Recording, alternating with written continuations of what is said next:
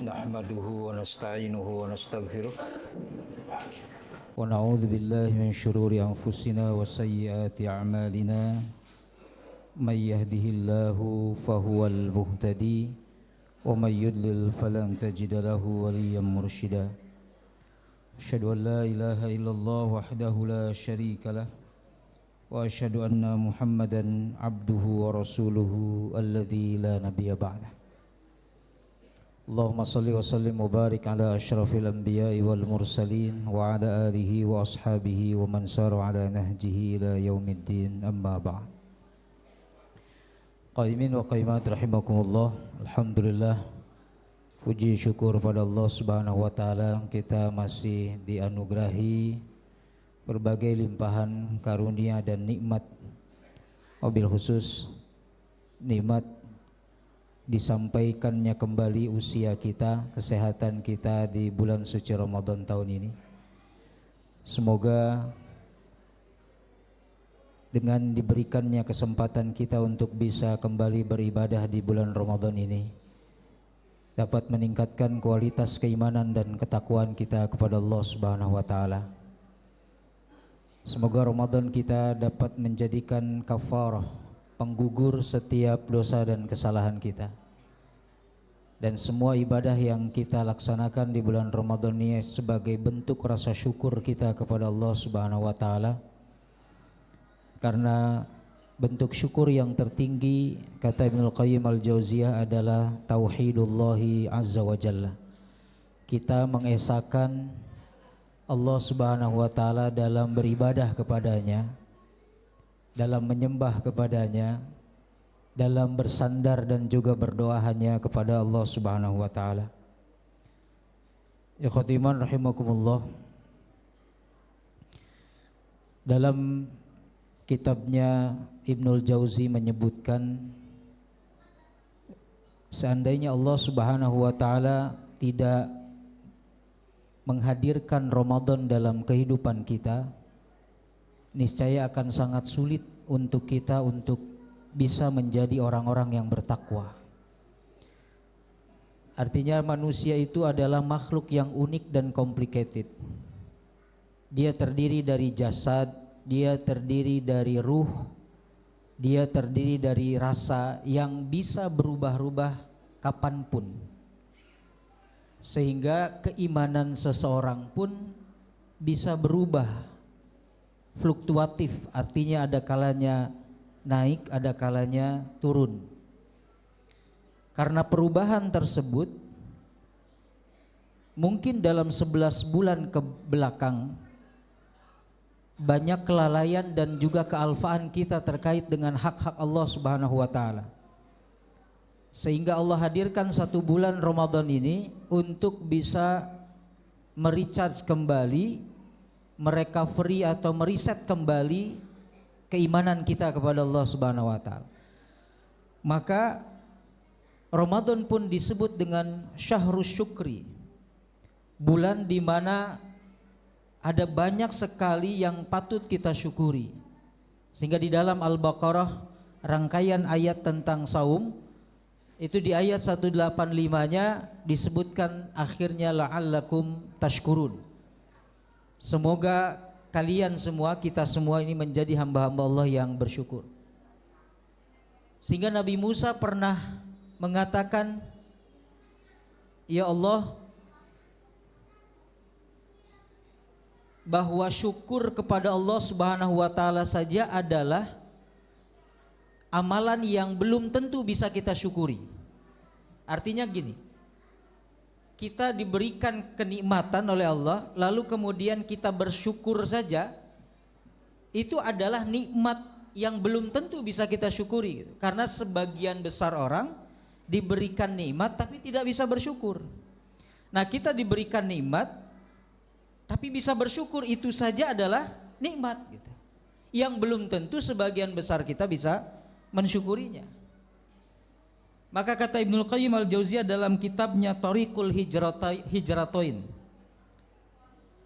Thariqul Hijratain, beliau menjelaskan hakikatnya perlu 5 tahapan untuk seorang hamba itu bersyukur. Pertama, menyadari atau mengenal sang pemberi nikmat, ya, yaitu Allah Subhanahu wa taala. Terkadang kita lupa bahwa makanan yang dimasak oleh istri kita, Pak, atau yang kita beli di jalan untuk takjil dan lain sebagainya, kita tidak sadari bahwa manusia itu hanyalah penyalur dari apa yang Allah Subhanahu wa taala anugerahkan. Kita mudah sekali berterima kasih kepada istri kita ketika memasak masakan untuk kita makan, baik itu berbuka ataupun sahur. Tapi kita lupa bahwa mereka-mereka ini, istri kita, pedagang-pedagang makanan, itu hanya sekedar peramu dari apa yang Allah Subhanahu wa taala turunkan. Mereka kan hanya meramu, ini koki-koki ini hanya meramu gitu. Tapi bahan-bahan dasarnya itu, sehingga dari prosesnya seperti apa jadilah makanan, itu lupa siapa pemberi nikmat itu. Maka yang pertama, kenali dulu sang pemberi nikmat. Ini khawatirnya kita lupa begitu. Kita anggap bahwa makanan yang ada di meja makan kita adalah hasil dari apa yang kita beli, hasil dari yang kita usahakan. Ya, kita berikan uang belanja ke istri, istri belanja ke pasar, lalu kemudian mengolah. Itu hanya bayangan kita bahwa saya yang memberikan uang sama kamu, saya yang memberikan nafkah kepada kamu, saya yang membelanjai kamu. Kita lupa bahwa sang pemberi nikmat itu, ya, Allah Subhanahu wa taala, di balik itu semua sehingga makanan itu tersedia. Itu yang pertama. Lalu yang kedua kata beliau, kita harus menyadari nikmat Allah itu sendiri. Kalau tadi kita mengenal sang pemberi nikmatnya, ya, sekarang menyadari nikmat itu sendiri. Contoh, kita diberikan nikmat bisa melaksanakan ibadah Ramadan dengan tenang, Pak. Makanan tersedia banyak, ya. Tapi lihat saudara-saudara kita misalnya di Palestina. Ada seorang jurnalis Palestina menulis yang tulisannya itu tersebar di sosial media. Beliau menulis dalam bahasa Arab yang terjemahannya kurang lebih, Ramadan tahun ini berbeda dengan Ramadan di tahun sebelumnya. Karena Ramadan tahun ini datang mengingatkan kepada kita bahwa kita punya saudara yang sudah mulai ibadah saumnya sejak 5-6 bulan yang lalu. Bahkan sampai detik ini mungkin mereka belum berbuka. Ini satu sindiran keras bagi kita, Pak. Bagi kita yang masih mengeluhkan tentang kondisi kita puasanya kuranglah makan sahurnya, kuranglah bukanya, nggak punya ini, nggak punya beras, nggak punya itu dan lain sebagainya. Kita resapi tulisan jurnalis Palestina ini. Jadi Ramadan kali ini berbeda kata beliau dengan Ramadan sebelumnya. Karena Ramadan tahun ini datang mengingatkan kepada kita, ada saudara kita yang mulai ibadah saumnya itu 5-6 bulan yang lalu. Kita ingat serangan Israel itu mulai 7 Oktober 2023. Artinya kalau kita dengan ibadah puasa kemarin mulai di bulan Maret, itu sekitar 5-6 bulan. Mereka sudah mulai puasa kalau bahasa mereka, bahasa jurnalis ini. Kenapa? Karena begitu diserang, semua akses untuk makanan, obat-obatan, lain sebagainya diboikot oleh Israel. Tidak bisa masuk kan. Nah makanya diibaratkan oleh jurnalis ini, saudara kita sudah mulai saum, walaupun bukan Ramadan gitu. Belum mulai Ramadannya. Bahkan walam yuftir hattal an katanya. Mungkin saja mereka belum berbuka sampai sekarang. Artinya apa? Belum nemu makanan gitu, Pak. Maka kalau kita kemudian simpel, sederhana cara Nabi kemudian mengingatkan kita untuk bersyukur, ya lihat orang yang di bawah kita. Unzuru ila man huwa asfala minkum, kata Nabi, lihat orang yang di bawah kita, wala tanzuru ila man huwa fauqakum. Kita itu enggak pernah bersyukur karena lihatnya ke atas terus. Ya. Akhirnya fahuwa ajdaru alla tazdaru nikmatallahi alaikum, karena melihat orang yang lebih bawah darimu itu lebih pantas dan layak untuk kalian supaya tidak menghilangkan nikmat Allah gitu Pak. Kan seringnya melihat ke atas akhirnya apa? Hilang nikmat Allah sebenarnya, seolah-olah nikmat Allah itu tidak ada ya. Nah ini yang dikhawatirkan, kita kemudian nantinya beribadah itu, menyembah Allah itu seperti beribadah di tepian. Kalau kata Allah dalam Al-Quran surah surah Al-Hajj ayat 11, wa minan nasi may ya'budullaha ala harfin.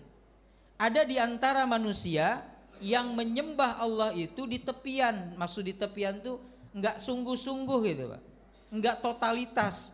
Bentuk ketidaksungguhannya apa? Fa in asabahu khairun itma'anna bihi. Kalau ibadahnya itu menguntungkan, jadi kita ibadah itu transaksional sama Allah. Kalau perintah Allah itu menguntungkan kita, kalau perintah Allah itu menghasilkan keuntungan duniawi buat kita, maka kita lakukan. Wa in asabathu fitnatun inqalaba ala wajhi. Tapi kalau ibadah itu merugikan kita nggak dapat untung, bahkan kadang-kadang uang kita keluar, harta kita kemudian tersedot habis, maka inqalaba ala wajhi, dia balik badan, nggak mau ibadah kepada Allah. Khasirad dunya wal akhirah, mereka itu rugi dunia dan akhirat. Dzalika huwal khusranul mubin, dan itulah kerugian yang nyata. Artinya tidak mau bersyukurnya apa? Ya transaksional. Kalau disuruh sama Allah, untung nggak kita secara duniawi? Kalau nggak untung ditinggalkan. Ini kan cara-cara orang munafik dalam beribadah. Kalau menguntungkan ayo ibadah, tapi kalau kira-kira kemudian tidak menguntungkan syahwatnya, tidak menguntungkan nafsu duniawinya, ya tinggalkan oleh mereka. Nah ini kan ciri-ciri kemudian kita tidak bersyukur kepada Allah.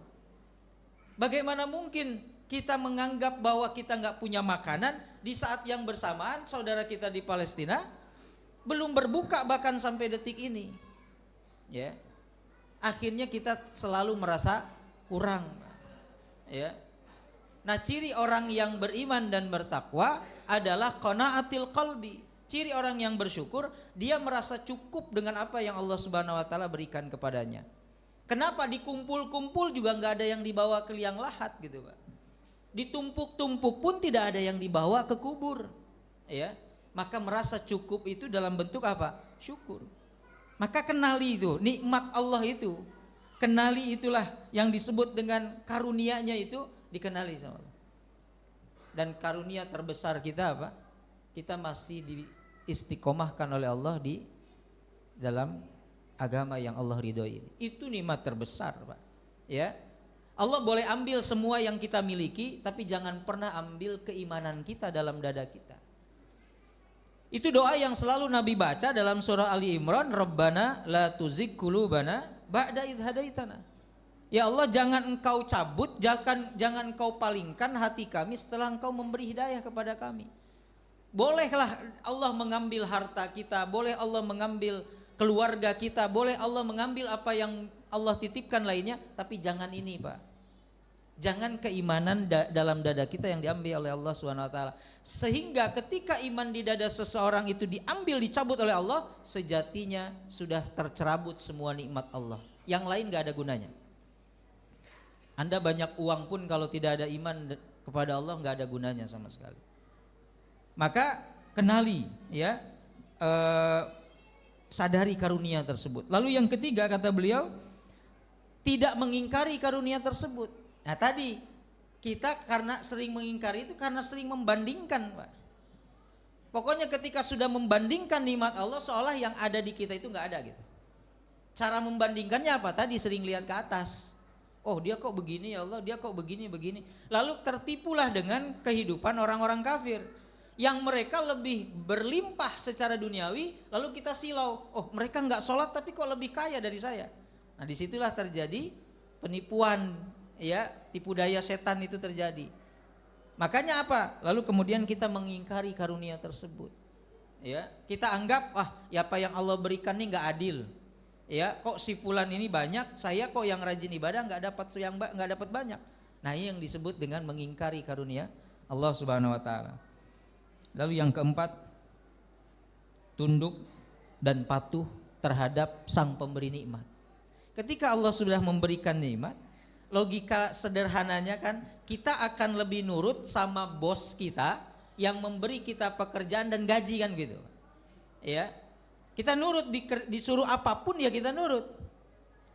Demikian apalagi kemudian ini kepada sang pemberi nikmatnya gitu. Bos kita cuma wasilah. Ya. Kenapa kepada atasan kita, bos kita, ya, kita bisa begitu tunduk dan patuh, ya, tetapi kepada sang pemberi nikmat yang sesungguhnya, al-mun'im al-haqiqi, kita nggak patuh begitu pada Allah Subhanahu wa taala maksudnya. Ya, maka inilah cara kemudian kita mensyukuri nikmat Allah Subhanahu wa taala, tunduk dan patuh kepadanya. Maka perintah apapun ya kita harus laksanakan. Ya, salah satunya ibadah saum, ya, ibadah-ibadah yang lainnya. Ini adalah bentuk syukur kita kepada Allah Subhanahu wa taala. Dan yang terakhir, yang kelima, mempergunakan karunia tersebut di jalan yang Allah ridhoi. Kita sudah mengenal Allah, sudah tahu karunia-Nya, sudah tunduk dan patuh kepada Allah Subhanahu wa taala, ya. Kemudian kita juga sudah mengenal Allah sebagai pemberi nikmat. Tapi kalau yang terakhir kita tidak gunakan nikmat itu untuk di jalan yang Allah ridhoi, ya sama saja kita kufur. Contoh, kita diberikan kesehatan. Untuk apa kesehatan itu digunakan? Ya. Kan nanti akan ada hisabnya oleh Allah Subhanahu wa taala, harta dari mana dan kemana dibelanjakan, usia, untuk apa dihabiskan, ilmu juga demikian. Ya, semua akan ditanya oleh Allah Subhanahu wa taala. Itu yang berat hisabnya. Maka ketika Allah menitipkan nikmatnya, gunakan di jalan yang Allah Subhanahu wa taala ridhoi. Itulah bentuk syukur, Pak. Kita diberikan nikmat kaki bisa berjalan, ya gunakan kaki itu ke tempat-tempat yang Allah ridhoi, ke masjid, ke majlis-majlis ilmu, silaturahim, mungkin menjenguk orang yang sakit, takziah kepada saudara kita yang meninggal.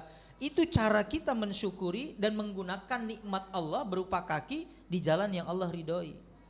Ya, tapi ketika kaki kita kemudian digiring ke tempat maksiat, ya, digunakan untuk menyakiti makhluk atau sesama, ya otomatis sama saja mengkufuri nikmat Allah Subhanahu wa taala. Ya. Salah satu contoh sederhana terakhir saya sampaikan, kenapa ini kaum wanita, maksudnya tidak menyudutkan kaum wanita, tapi contoh saja, bukan berarti laki-laki nggak ada nanti. Tapi ketika Nabi kemudian diperlihatkan neraka, yang terbanyak kemudian diperlihatkan adalah penghuninya yaitu kaum wanita, Nabi bertanya kepada Jibril, kenapa kok banyak wanita? Bukan berarti bapak-bapak enggak ada, jangan aman dulu, Pak. Tapi kata Jibril, kata Nabi, ayakfurna billahi wa rasuli, apakah mereka ini kaum wanita kufur kepada Allah dan Rasulnya? Tidak. Mereka itu paling rajin, ya. Dalam konteks ibadah, Pak, kita bisa akui kalahlah dengan kaum wanita. Bahkan di bulan Ramadan ibadah kaum ibu ini jauh lebih banyak daripada kita lah. Waktu tidur mereka itu terpotong habis lah, banyak sekali dibandingkan kaum laki-laki. Lalu karena apa mereka banyak masuk neraka? Yakfurnal ashir, karena mereka menafikan nikmat dari suaminya, ya, dan tidak digunakan dalam ketaatan kepada Allah. Jadi suaminya sudah ngasih nafkah itu ditiadakan gitu oleh dia. Meniadakan nikmat atau nafkah dari suami pada hakikatnya meniadakan nikmat dari Allah. Karena pada hakikatnya suami Anda itu, ibu-ibu, cuman wasilah, keran saja perantara Allah menyalurkan nikmat dan rizkinya kepada kaum ibu. Ya. Menafikan gitu, apa ini Pak, cuman dapat segini. Nah, itu sudah menafikan. Ya. Bapak ngapain saja kok cuma dapat segini keuntungan dagangnya, tidur aja dan lain sebagainya. Pokoknya malah suaminya kemudian dihinakan.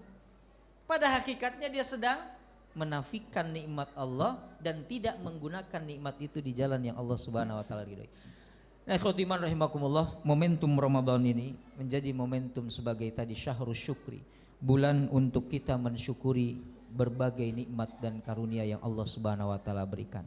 Sehingga ketika kita menunaikan ibadah demi ibadah di bulan suci Ramadan ini, itulah pada hakikatnya bentuk implementasi dari kita mensyukuri nikmat Allah Subhanahu wa taala. Ketika kita menjauhkan diri dari ibadah kepada Allah di bulan Ramadan, itu juga bentuk dari kita mengingkari nikmat Allah Subhanahu wa taala. Pilihan kembali kepada kita. Ya, imma syakiran wa imma kafuro. Kata Allah dalam surat Al-Insan, apakah kalian mau menjadi orang yang bersyukur atau menjadi orang yang kufur? Kembali pilihan ada pada kita semua. Demikian yang bisa saya sampaikan pada kesempatan kali ini. Mudah-mudahan jadi ibrah, menjadi tazkirah bagi saya dan kita semua. Jazakumullah khairan katsiran atas perhatiannya. Saya tutup dengan doa kafaratul majlis. Subhanakallahumma wa bihamdika asyhadu an la ilaha illa anta astaghfiruka wa atubu ilaik. Walhamdulillahirabbil alamin. Assalamualaikum warahmatullahi wabarakatuh.